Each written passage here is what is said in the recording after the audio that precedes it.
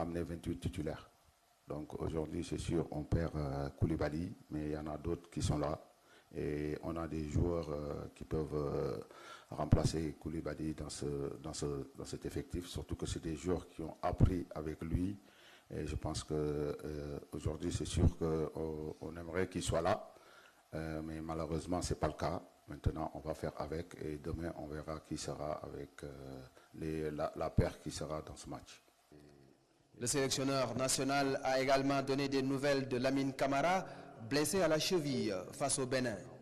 Il annonce que son milieu de terrain a trottiné lors de la séance d'entraînement d'hier. Iliman Ndiaye, qui a pris un coup face au Guépard, devrait aussi retrouver les pelouses ce jeudi. Après leur qualification en huitième de finale, les Soudanais s'apprêtent à disputer l'un des matchs les plus importants de leur histoire avant d'affronter les Lions au grand stade de Tanger. L'entraîneur ghanéen James Appiah et son capitaine se sont présentés en conférence de presse. Papa Alassane Ndiaye. Avec un seul but inscrit en 3 matchs, suffisant pour se qualifier pour les huitièmes de finale, avec un statut de miraculé au premier tour. Mais une autre compétition débute et ce sera l'occasion pour les Faucons du Gédiane de s'appuyer sur leurs acquis pour faire tomber un des favoris de la compétition. Selon moi, notre force, c'est notre unité, notre volonté de nous battre jusqu'au bout. Quels que soient les rôles et les tactiques que vous pourrez leur attribuer, ces joueurs font de leur mieux pour tout donner sur le terrain. De plus, chaque joueur de cette équipe a pour intention de mettre un peu le sourire aux lèvres des Soudanais. Et pour moi, c'est une motivation suffisante en prélude de tout match. Même si l'attaque de son équipe est en berne dans cette compétition, l'ancien champion d'Afrique 1982 avec le Ghana, aujourd'hui sélectionneur, James Appiah, y voit une explication. Quand vous parlez du manque de buts, je ne sais pas si vous avez suivi nos matchs. La plupart de nos matchs, nous avons créé des opportunités. Mais malheureusement, nous n'avons pas pu marquer des buts comme il se doit. Mais, comme je l'ai déjà dit, pour le prochain match, nous allons mettre en place des tactiques qui nous permettront de pouvoir marquer. Le capitaine de la sélection soudanaise, Bahid Khamis, compte tout donner demain, lui et ses coéquipiers, pour essayer d'écrire la plus belle page de l'histoire du football de leur pays. En tant qu'équipe, nous avons tout fait pour avancer pour le prochain tour où nous sommes aujourd'hui. C'est vrai que le Soudan ne fait pas partie des équipes les meilleures ou les favoris, mais nous ferons de notre mieux. Le match contre le Sénégal requiert que nous soyons au meilleur de notre forme et c'est ce que nous allons faire. Sénégalais et Soudanais étaient dans la même poule lors des éliminatoires de la Coupe du Monde 2026. Double confrontation dans laquelle le Sénégal avait pris le dessus au retour à Diamniadio sur le score de 2-0 en septembre dernier. Le groupe il vit très bien.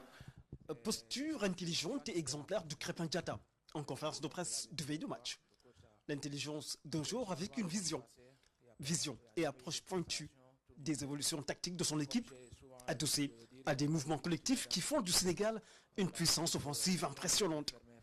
Au-delà de ses tâches défensives et des montées sur le couloir droit des Lions, Diatta garde toujours à l'esprit l'équilibre défensif de toute son équipe. Et quand je joue, je pense d'abord à l'équilibre de l'équipe, parce que aussi, faut pas se dire que ouais, il faut tout le temps monter et voilà, laisser les vagues derrière et que les autres doivent faire le job.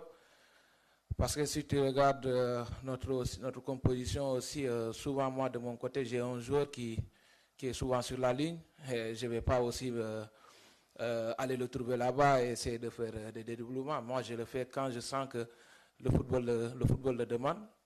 Et je pense que j'ai cette capacité de faire des montées et de revenir. Ça, c'est même pas un problème. Mais dans le football, il faut toujours penser aussi à l'équilibre de l'équipe. Parce que, voilà, je pense que même si je n'ai pas fait beaucoup de dédoublements sur le match passé, mais quand il le faut et quand le football le demande, moi je serai là. Donc ça, c'est pas un souci.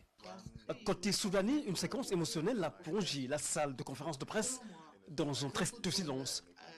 Le moment où le sélectionneur national du Soudan évoque la situation du pays, un pays en guerre et surtout des joueurs obligés d'être en exil avec le devoir de répondre à l'appel de la nation. Les soldats ont dû déposer les armes pour célébrer la victoire du Soudan contre la Guinée équatoriale. Et j'ai vu également que le football permet d'être unis. À chaque fois que les joueurs se mettent ensemble, ils essaient de s'unir et de lutter pour un même objectif. Bien vrai que ce n'est pas facile. Toutefois, lorsque votre pays est un pays en guerre, tout ce que vous pouvez faire pour amener de la joie au pays, vous le faites. Et cela demande beaucoup de sacrifices. Et bien d'autres choses que je ne saurais mentionner ici. Mais je peux vous assurer que les joueurs et tout le monde dans cette équipe s'assurent de faire quelque chose, même si ce n'est que de mettre le sourire aux lèvres du peuple soudanais. Sénégal-Soudan, les 12 équipes se connaissent très bien. Avantage aux Lions, qui ont l'occasion de fixer le cap d'un point de transition pragmatique vers les quarts de finale. Les Lions ont effectué leur dernière séance d'entraînement à la veille du match en 8e de finale contre le Soudan. L'accent a été mis sur la sérénité et le travail physique. Une séance partiellement ouverte à la presse. Un compte rendu de Koumba Diakhatemar. Ils dégagent une grande confiance et une sérénité apparente à leur descente du bus, 30 minutes avant le coup d'envoi de leur ultime séance d'entraînement, ici au terrain de la cité sportive de Tanger.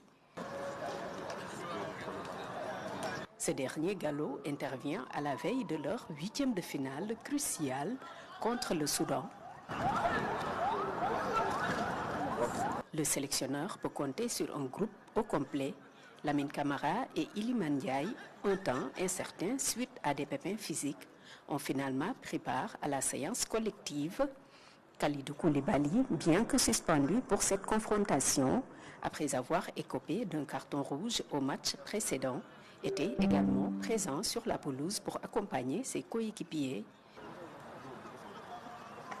La séance a débuté par des exercices d'échauffement physique et quelques circuits de passe. Comme le veut le protocole de la CAF, la presse n'a pu assister qu'aux 15 premières minutes de la session.